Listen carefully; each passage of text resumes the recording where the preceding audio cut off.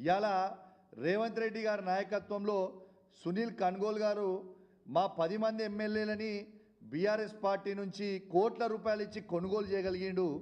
కానీ ఇదే సునీల్ కన్గోల్ గారు మాత్రం రేవంత్ రెడ్డి గారు చెప్తే తెలంగాణ కాంగ్రెస్లో ఏ పాలన బాగుందని ట్వీట్ చేపిస్తే ఇవాళ ఏ పాలన బాగుందని ట్వీట్ చేయిస్తే దాదాపు దీంట్లో 87,000 మంది ఓట్లేసిర్రు.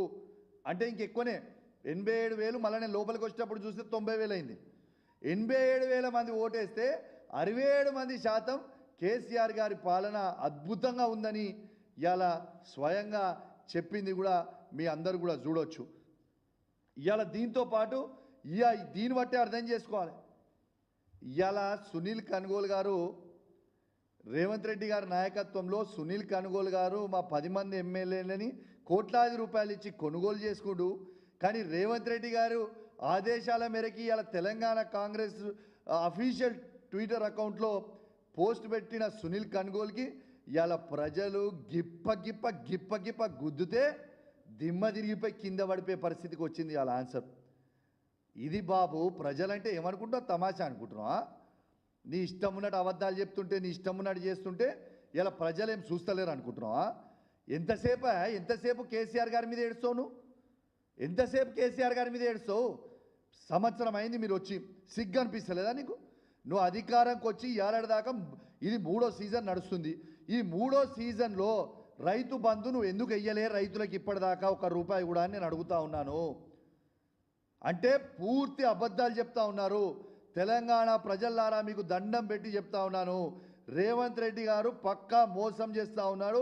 మళ్ళా కేవలం సర్పంచ్ ఎలక్షన్ల కోసం, జెడ్పీటీసీ ఎలక్షన్ల కోసం, ఎంపీటీసీ ఎలక్షన్ల కోసం, కౌన్సిలర్ ఎలక్షన్ల కోసం మీకు అబద్ధాలు చెప్పే ప్రయత్నం మరొక్కసారి చేస్తూ ఉన్నారు. ఎందుకు చెప్తున్నా అంటే నిన్నేమన్నాడు? 26 తారీఖున మీకు జనవరి 26 తారీఖున రైతు బంధు ఏమైనా టక్ ఇవాళ జనవరి 26 తారీఖున మీకు టకీ అని మీ అకౌంట్లో పడతాయి రైతు బంధు అని చెప్పినావు. నీ టకీ ఎక్కడ పోయింది? నీ బొందాన్ని బొకం ఎక్కడికి పోయింది రేవంత్ రెడ్డి అని నేను అడుగుతున్నా. నీకు సిగ్గులేదా అని కొంచెం కూడా? ఇలా 26 తారీఖు అయింది. నేను ఎన్ని ఎకరాలకు వేసినావు? నాకు 500 ఎకరాలకు వేసినట్టున్నావు ఆ రోజు. మరి ఈ 3 రోజుల నుంచి మళ్ళీ ₹1 ఎందుకు పడలే? ఈ 27 తారీఖు ఏమైంది? 28 తారీఖు ఏమైంది? 29 తారీఖు ఏమైంది? 30 తారీఖు ఏమైంది? అంటే ఫిబ్రవరి 5వ తారీఖుకి ఎలక్షన్ కోడ్, ఎమ్మెల్సీల ఎలక్షన్ కోడ్ వచ్చింది. కోడ్ ద్వారా అన్నీ కూడా ఎగ్గొట్టి ఇలా ప్రజలకు అందరూ కూడా ఎలక్షన్ కోడ్ వచ్చింది, నేను ఏం చేయాలని చెప్పే ప్రయత్నం చేస్తూ ఉన్నాడు. ఇవాళ అంటే ఏం చేస్తుండు?